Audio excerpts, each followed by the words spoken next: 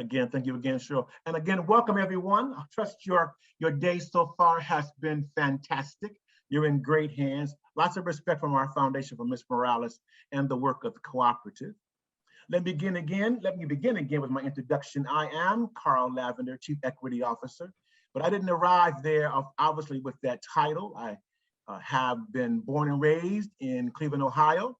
But Clevelanders in the call, say hi. I went from Cleveland to Columbus, Ohio State University. Any OSU Buckeye fans here? Please say hi. And then I cut my teeth professionally in Chicago, Illinois. And I spent many, many years, almost 2 decades in Chicago, and I moved to the South, to Florida. Bedford Heights, oh my gosh, yes. So I moved to Florida because of the weather, obviously, for a lot of people, but also for an opportunity to make a bigger difference in my own life. So it's an important journey that I've been on, and I cherish and have valued every second along the way. I'm also a Black man in maturity. So I'm 68 years old, and I've been through and have lived through and saw so much. And I'm still learning, though. I'm not reached the point where I can sit back and say that I know everything. Why would I say that? I'm still learning. I still want to learn. And yet I am what we call in the mature space. I can speak confidently about my Blackness and my journey in Blackness, but I can appreciate the journey of everyone that I come in contact with, because our journeys, while different by color and design, are very, very similar. They have to be, because we are humans in this space, and we want to be in the space where I can be myself and can enjoy and make my life wonderful. So that's the backdrop of who I am. The foundation has a particular role, which I shared earlier, about who we are. We are the Bay Area's largest race equity philanthropy. That is, we have a corpus of about $180 million, and we make grants in our city of St. Petersburg up to almost $4 million a year. We call them investments because we don't necessarily do grants anymore, like the old-fashioned grants that used to exist. You apply for a grant, you get a grant, and make it happen. We call them transformational investments and relationships. What we get from the foundation allows you to fuel, catalyze, or scale a smart transformational mission. So that at the end of the day, it isn't just the grant relationship we have together. It is in fact our co-producing and co-directing and even co-creating really smart plans for our city and our community. So I'm responsible for that portfolio of grant making. It is a pleasure and a blessing to have a role like that. Having spent so many years in nonprofits, I worked for the Boys and Girls Club for many years in our city and in our nation. So to be on the grant seeking side, where you are sitting back trying to find a grant to fund the organization, to the grant making side is a great journey to have. And I'm just blessed to have that opportunity. And I'm getting to that more and more in my presentation. I also want to acknowledge those in the room who are of Hispanic descent. This is Hispanic Heritage Month. We want to recognize the Hispanic community very much and very clearly. And this is also Breast Cancer Awareness Month for survivors, those family members, et cetera. We also want to recognize you in your journey. We know how important it is to keep those focus in front of ourselves and not to lose that space with all the busyness of our lives. Next slide, please. So to that end, let's start with something. This is going to be a conversation with all of us around race equity and what it means to you and to others. So let's take a moment to say, in 1 or 2 sentences, define what race equity means to you, and use the chat feature to write your answer. We'll take 2 minutes here. Pause for a moment and reflect. And I'll be speaking about reflection throughout our time together, but pause for a moment and think, what does race equity mean to you? Please go to the chat box for the next 2 minutes and write your answer, and I'll share some of those if you don't mind. Race equity, what does it mean to you?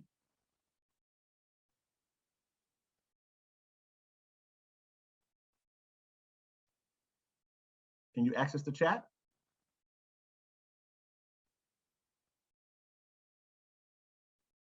Just type your messages in the chat box. Can you do that? There we go. Yeah, everyone should be able to do that. Thank you. Lovely. From Lou and Lelman, I see, I'm going to read some of these if you don't mind. They're beautiful. Awareness of perceptions of other races. All access to everything regardless of race. Thank you for that. Anyone else, please? Okay, everybody, race equity is establishing systems that help people, whoever they are, with what they need to live fulfilled lives, wherever they are and in the context of whatever they're experiencing. Dismantling institutional racism and creating new systems. Love it, beautiful. I'll pause for a minute, let you guys write.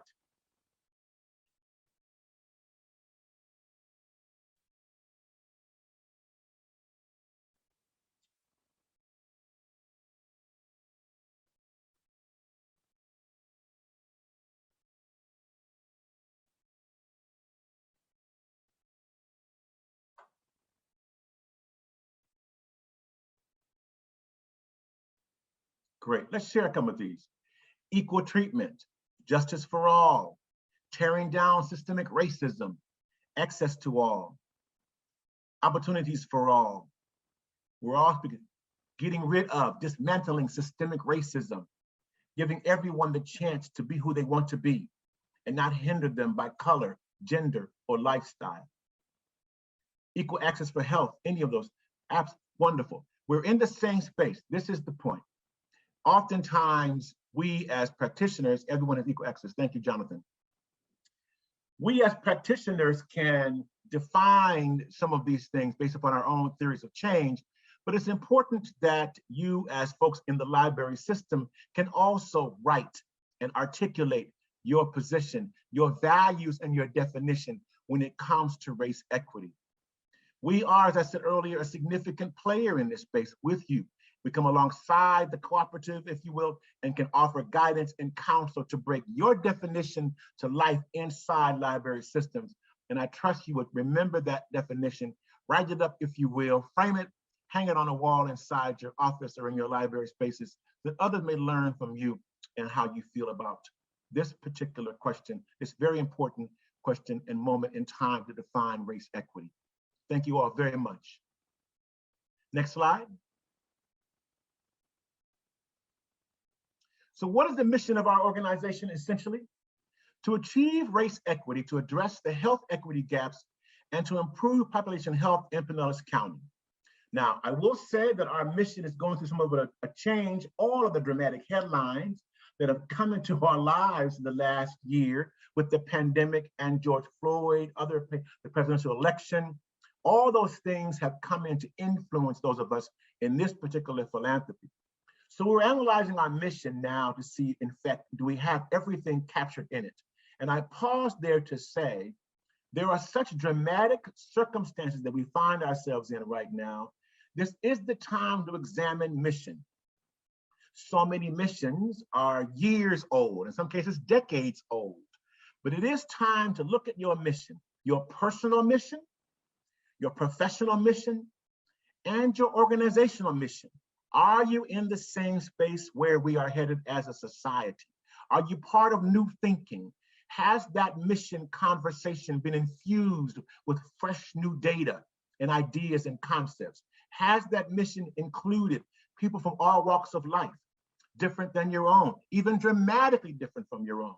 It is really a moment in time for all of us to reflect on our personal, professional, and organizational missions to ensure that they're moving in the right direction. And we are not exempt from that at the foundation.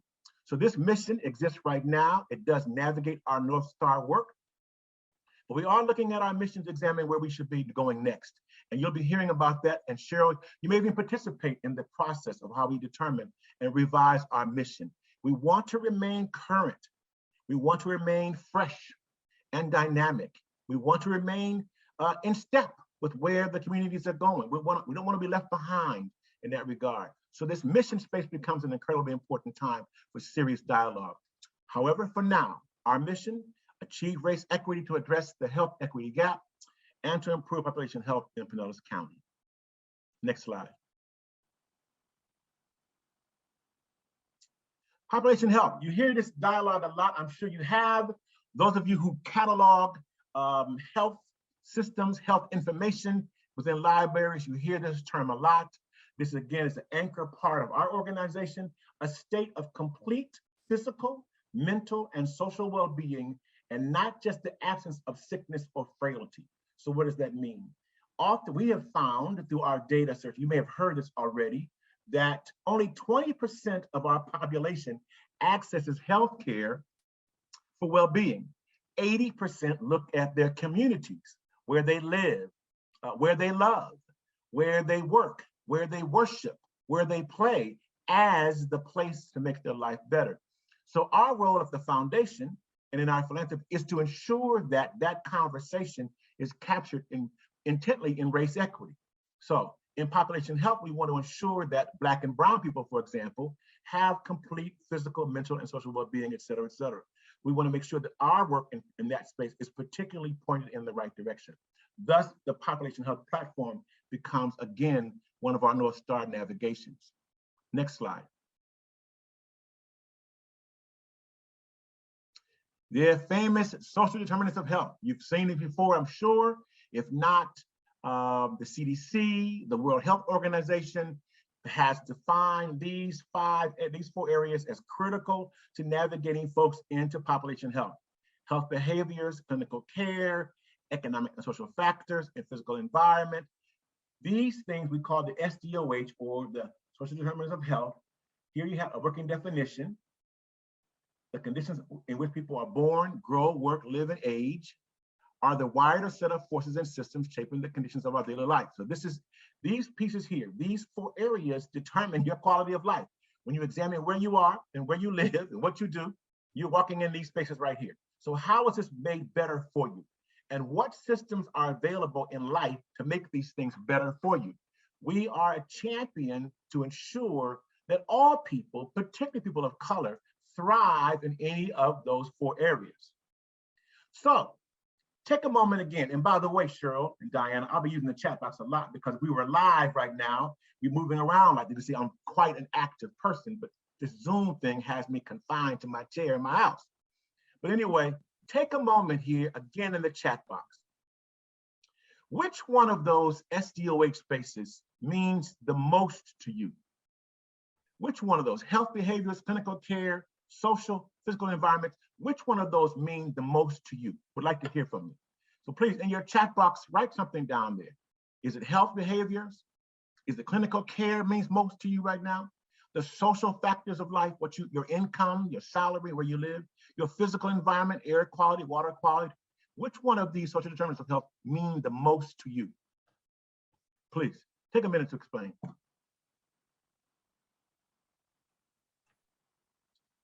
Straight to the chat box.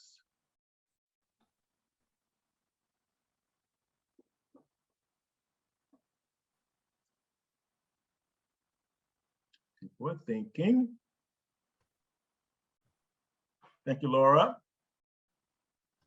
Laura Dan. Jonathan Lou, thank you very much. James, Jeremiah, very good, excellent, excellent.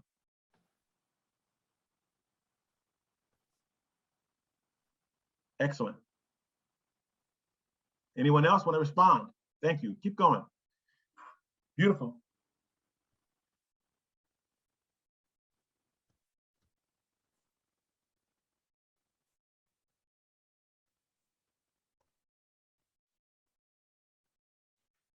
Yes. Mandy says it's hard to pick just one because they're all so connected, and they are. St. David says the same thing, and they are. It's hard to choose just one. Now imagine any of those social determinants strained by race. Imagine any of those spaces hindered by skin color or gender or identification.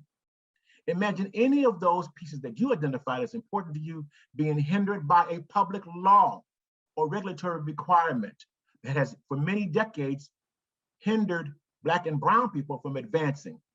Maybe it's redlining, maybe it's lending and financing, education, whatever those may be. In many of those spaces, people have been hindered for decades because of discrimination and systemic racism. Thus, the need to have our philanthropy in partnership with citizens like yourselves who say we will tear down the walls, disrupt the systems, overturn the behaviors, and create a space where all of those determinants benefit all those where it applies. And that there is no hindrance, that there is no holding back, that there is no law if you will, that will keep people from being who they want to be in the space they want to be in. That's why these determinants are so important for us to regulate on a regular basis and to see how they act and how you respond to them throughout your own life. Next slide.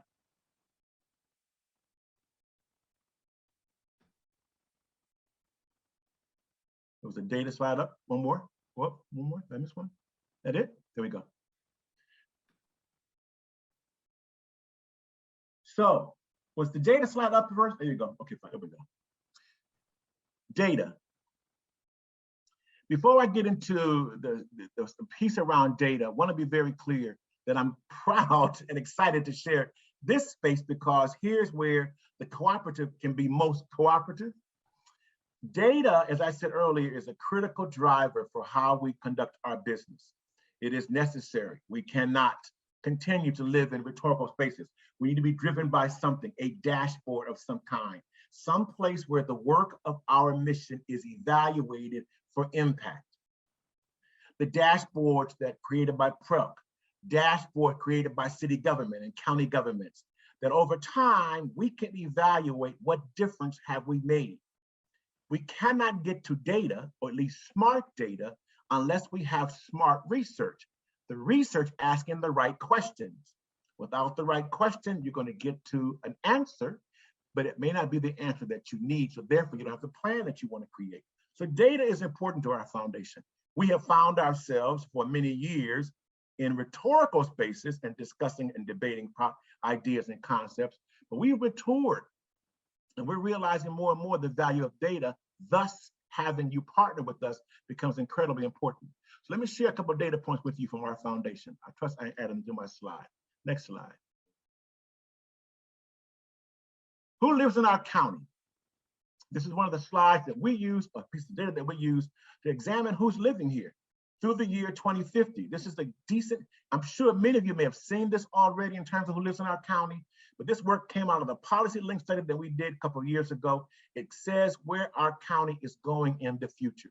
And you can see the dramatic decreases in some numbers and increases in others. When you have the data that looks like this and reads like this, how does a system respond? How should housing respond? Education, any of those social determinant spaces, how should they respond when the data looks like this? We should be asking ourselves the question, what should we be doing now to prepare for a county in the year 2050 that looks like X, even 2030, in the next 7 years? What should we be doing now to position our county to be a county that is inclusive to all folks? And that at that moment, when these changes happen in our county, that our value proposition is not around how people are hindered by race, but we are in fact an anti-racist society. Anti-racism is a long step. It is a complicated journey filled with self-evaluation. To arrive at a county and a demographic that we can all enjoy, it will require us asking ourselves the question, am I a racist that should change? Am I aware of any of the policies and procedures of our community that will not allow this demographic from flourishing over the next 10, 20, or 30 years? Why does it matter? We made it very clear. As people of color continue to grow as a shared part of the workforce and population, their social and economic well-being will determine the county's future success and prosperity. It is data we cannot ignore. It is data that we cannot ignore, which means that as progressive thinkers, as ambitious thinkers, and those of you in your spaces, as you see the future, how do we make the county prepared to live with this data at every level of our society? Next slide. Life expectancy. You heard me share earlier that the PREL-C is focused on morbidity and mortality, and you can see life expectancy here by areas in our county by different tracks, and the difference between 82 years old, 0.7, and 66.5 in other tracks. Why does that exist? We asked the question at the foundation, why does that exist by neighborhood? In other words, on Snell Isle of St. Petersburg, the average life expectancy is 82.7 years, but in Campbell Park or Childs Park in the majority Black community, it is 66.5 years. The difference there is economical, it is social, When you die early, unfortunately, much of your economic strength is lost with you. There are no peak earning years so you can catalyze for your life. It is a struggle. It is a tremendous struggle to live with the data and the consequences that are in many ways the inheritance of racial limitations. So to that end, this data says to us as a foundation, what questions should we ask? And what do we have to do to ensure that the numbers are equal? And what systems should we disrupt to ensure that we have stronger numbers going into the future, particularly because of the demographic that we saw earlier in the previous slide. Next slide. Here again, the age-adjusted rates of leading causes of death in the county in 2019. Look at these numbers. Cancer, heart disease, diabetes, nutritional deficiencies. Look at the number to black to white. Significant numbers that warrant our attention. Thus, we are a health equity funder. So you may be thinking to yourselves, economics are more important to you in your space, but for us, we're a health equity funder. So this, again, prompts our asking the question, why are the numbers so significantly different from one race to the other? And what can we do to fund, to fuel, to advocate on behalf of organizations that can make a difference and make the numbers more meaningful to everybody? Even though these are death numbers, there still is significant percentages here that warrant our attention as both a consequence as to why they exist and an opportunity for us to change those numbers. Next slide. Economic vitality. Again, significant changes that need to happen here. Look at the median wages from white to black to Latinx. You ask the question, why do some people live where they live? And the consequence of an economy that sometimes is not all inclusive. Here it is. The vitality of our county depends on a strong and robust economy. We cannot continue to have people who are shut out of the system by race. Now, we realize there's a skill set that's required to make decent results. We realize that. But access to those positions, access to the education, access to the scholarships, access to those things are sometimes hindered by one's own personal choice or by a system that is not allowing you to advance. Again, here's where our philanthropy comes in. And we challenge those things to say, asking the PREL members, examine your own organizations, C-suite positions, up and coming, minimum wage, wage and salary packages and benefits. How are those things robust for all people in your organizations based upon economic vitality? That's the role of our foundation. We get to disrupt and ask questions so that all of us have some benefit or gain. These are powerful pieces of data that drive our mission and drive our message every year when we give out our money and create our position in society. Next slide. Again, we have more share. Here's that number I told you about earlier. Look at the difference in the equity dividend. $3.6 billion, people. This is a significant number in what the GDP looks like without racial economic inequities. You can see some of the major changes that need to happen here as a part of our work in this area. The benefits of equity are easily measured, but they're immeasurable when we figure the culture and society that we can create if we have an equitable distribution of power and privilege and opportunity. Next slide. So pause for a moment. When we ask the question, so what does the foundation do on a regular basis?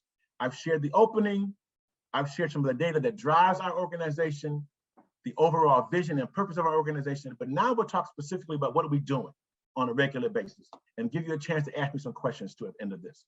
So what are we actually doing with our money every single year? Again, we're about $180 million corpus. We live on a 5.5% interest that funds the corporation, the administration, and our grant making.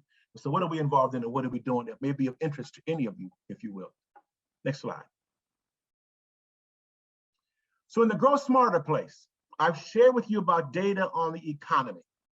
So to that end, we sat down with Chamber of Commerce leader Chris Doneker a few years ago and talked about how can we ensure that the chamber has enough resources to create policy, to create safe places and spaces for equity to show up in our economy in St. Petersburg. It has been an enormous success story.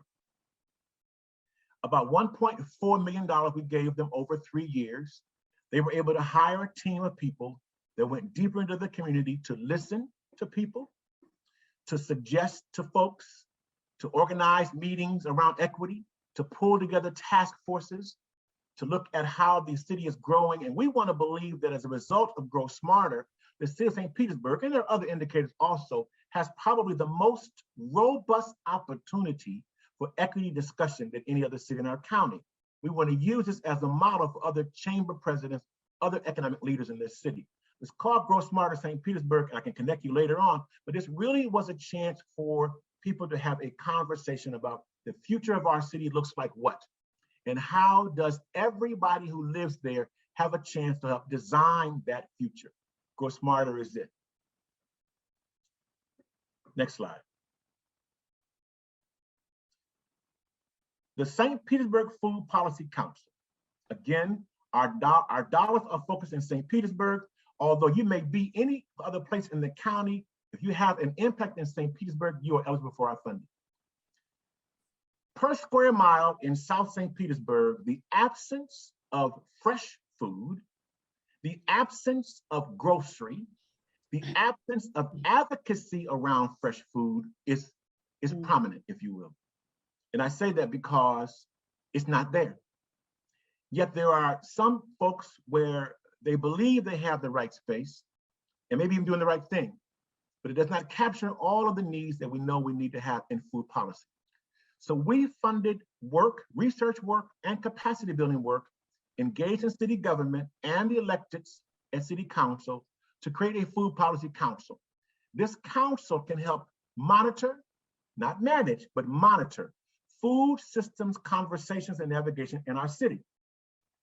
Why is there no store in South St. Pete? A grocery store. I live in South St. Pete. I live right on the corner from Wildwood Heights in Jordan Park.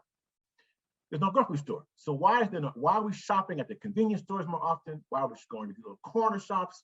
Those places are not good for the kind of food we know children need, adults need, etc. So why aren't we there? This council can serve as an advocate for better food systems and food in our community.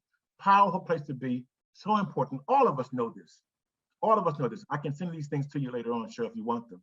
But at the end of the day, this is something that we do on a regular basis. These kind of projects, the Food Policy Council will give citizens of our city a chance to advocate for better food access and to dismantle the systems, even policies that have created the absence in food deserts of our city. Next slide.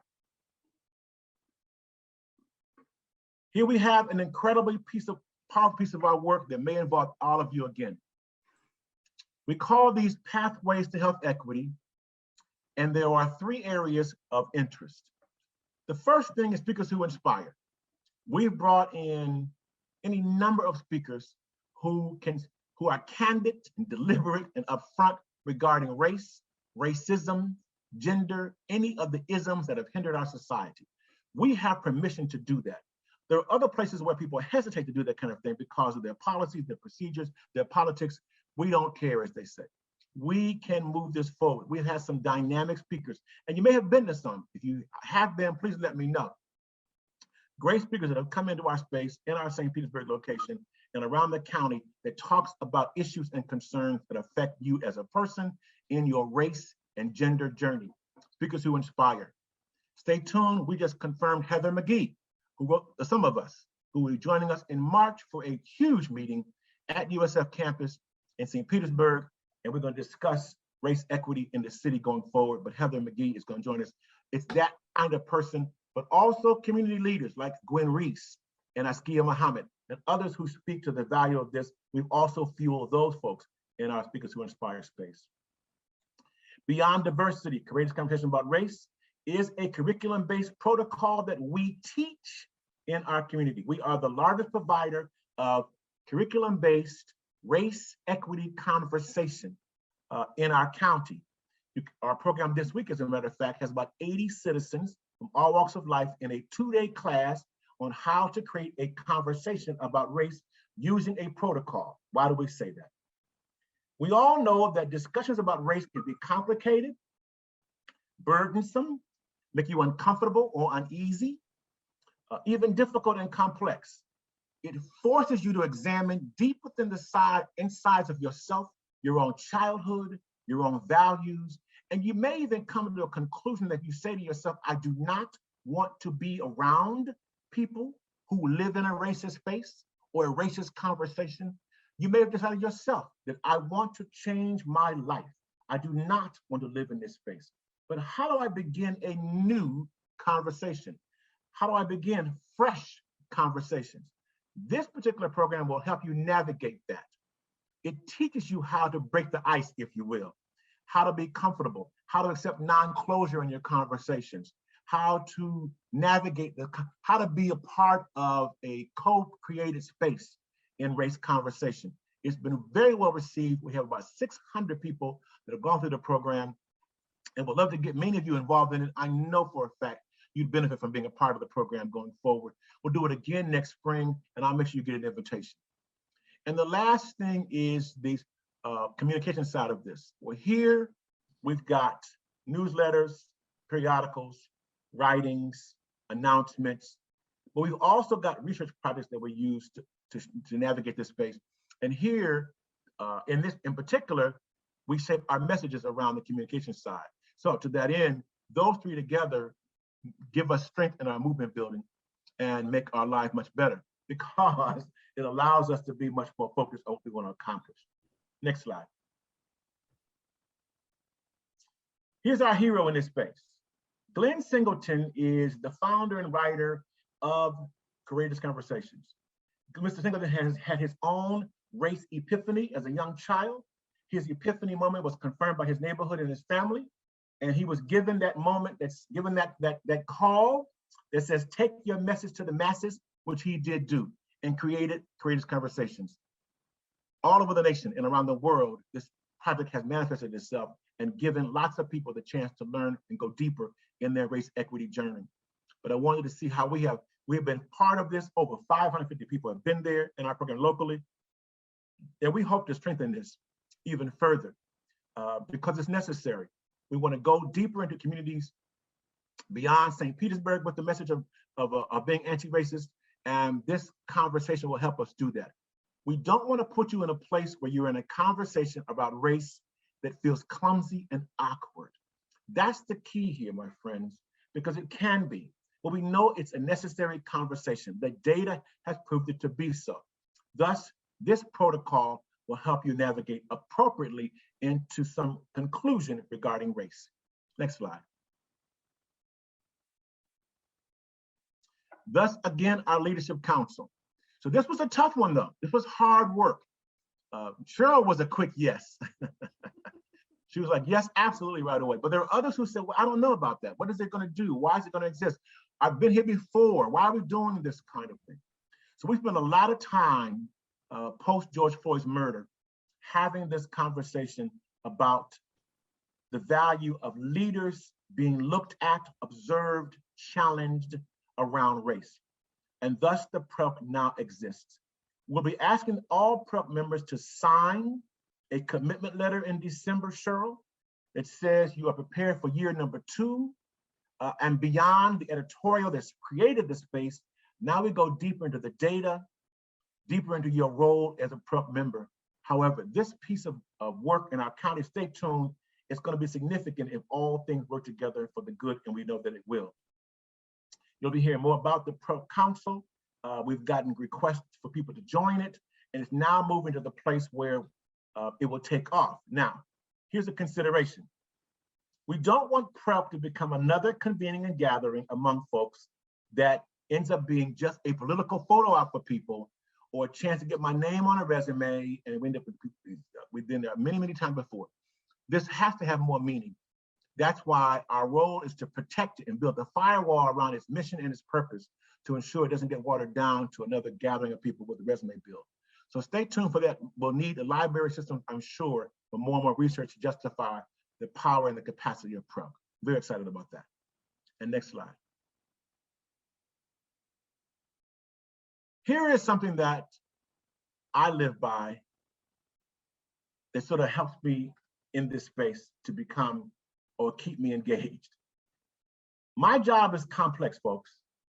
It ain't easy, as they say, AIN-apostrophe-T, to remain in this space on a daily basis, reading the data, discovering people's intention, insulted by some, as I have been, shallow, challenged, to remain in the space lively, determined, willing, listening.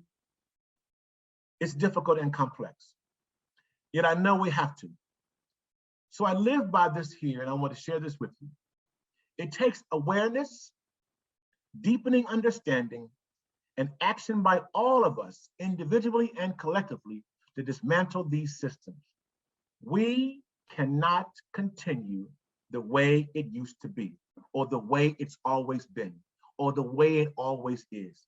This is the moment of clarity, when cooperatives, librarians, politicians, teachers, leaders, this is the day of reckoning. We want to become a society where this conversation goes away.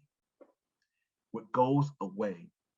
And I'm just so proud that I have a chance to be a part of this in its beginnings, and we deepen this journey together going forward. Next slide.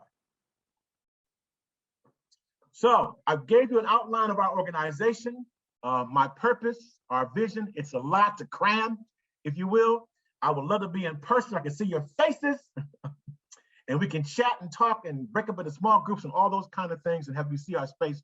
But before I get to Q&A, we spent some time, we built out a grocery store in South St. Petersburg, in an old Publix and abandoned on 34th and 22nd. It's now the Center for Health Equity. It's 25,000 square feet. It has a great meeting space. We've made it available to the Department of Health here recently. They've done testing there, vaccines, health navigation. When it reopens, we want to go back and bring the cooperative into that space. We know you will love it. Everything you need for a South County conference is in that space. It rivals the epicenter in Clearwater, SPC, just tremendous. And looking forward to the next time we have the conference. We'll love to host you all on next year in our property. And it's no expense either. We take care of everything for you. So it's just a great way to put us in front of you. That way I get to see people and say hello and share and chat and talk about what we're trying to accomplish. So with that, I trust I can have the floor open for comments and questions. What's my time? Almost up. Oh my God, went fast. Okay, so any questions in the chat box for me before I close? Yep, you do have one. It says, how will the pandemic affect the racial growth? What races are the majority moving here due to the pandemic? Yeah, the pandemic has, and that's a great question.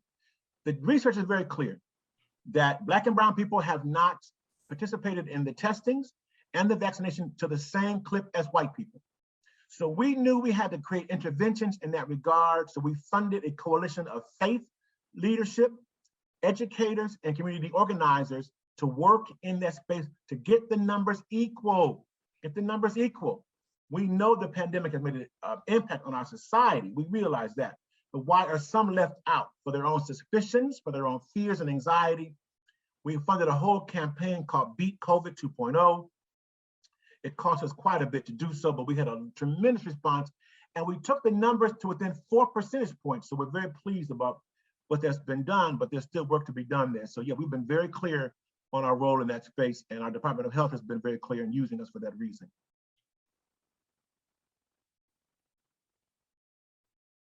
It's amazing how much impact your organization has had just by getting out there and getting the message out there, and the tangible things. Everybody else in the chat, if you have questions, please type them in the box.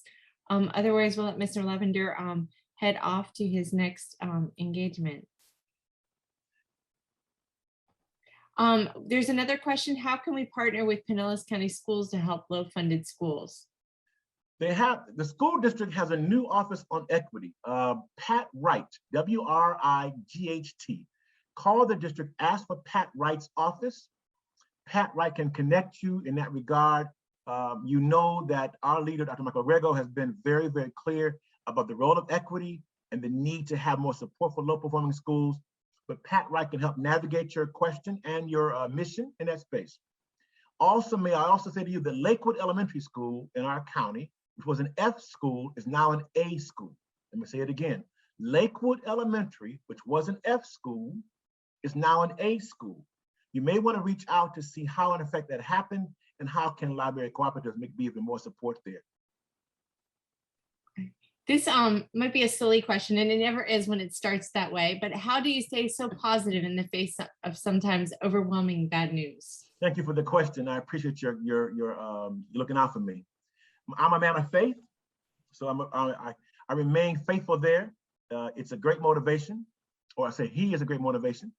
And I'm motivated by you today. I'm motivated by people who ask the question or genuinely want to talk to me about this kind of work. Says a lot about who you are and who we can be as a society. I'm just determined to make this world better. It sounds a little altruistic, I'm sure, maybe even corny to some people, but I really do believe that we can do this. We can do this and overcome some of these things that have challenged us for so many years. Thank you, David. And Bonnie asked, do you have plans to encourage the Black community to use the healthcare system, especially now when it's so critical? Yes, as a matter of fact, we have just closed the deal on a partnership. I can't disclose the numbers right now, but it's a huge partnership with the 3 major hospitals in St. Petersburg. It's called the Anchor Institutions Platform. They have come together for the first time ever through our navigation. We have a consultant we just hired to work with them to create a comprehensive multi-year plan to improve healthcare in South St. Petersburg. You'll be hearing about it very, very soon. I'm so excited. It took me 2 years to get this off the ground, but yes, you'll be hearing about this all for the first time ever. The 3 major hospitals in a collaboration to improve healthcare in St. Petersburg. Huge. That's wonderful news. I agree, Bonnie. Any other questions? Well, Carl, thank you so much for taking the time to join us today. I think all of us are just inspired and encouraged that this is happening in our own community. Thank you very much, Diana. Cheryl, everybody else, thank you so much. It's been a pleasure being with you. Call me anytime and we will be back for you. Thank you very much. Thank you very, very, very much. Thank you, Carl. It's been an honor today to spend time with you and over the past year, every time we meet. So thank you again. Thank you Have enough. A great, great day. We need you. We need all of you. Thank you. Thank you. Bye-bye.